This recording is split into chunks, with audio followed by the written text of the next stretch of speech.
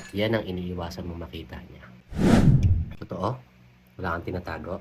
O sige nga, magpalit nga kayo ng cellphone kahit isang araw lang. Hulaan ko. Nag-iisip ka ng depensa mo, no? Tumaas ba kilay mo? O kaya naman, in-skip mo na tong video na to.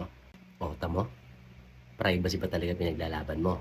Kasi kung totoong mahal mo ang isang tao, hindi yan magiging problema sa'yo. Ito, check mo, halongkatin mo. Kung yan ang ikakapanatag ng loob mo, sige lang, mahal ko. Kung tutuusin, ganyan dapat ang sagot mo eh. Kasi sa totoo lang, kung totoong mahal mo yan,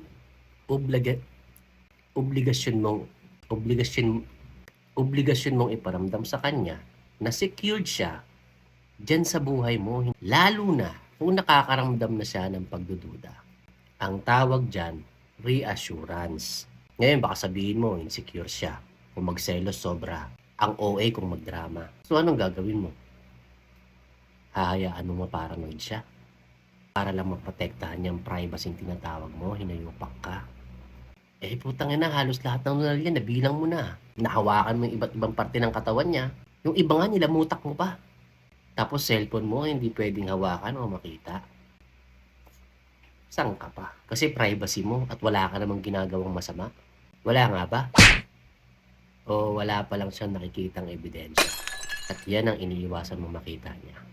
Alam mo, sa isang relasyon, napaka-importante ng transparency. Kasi nagsisimula lang naman pagdudahan ka kapag meron silang nararamdamang tinatago ka. Kaya dapat, transparent ka.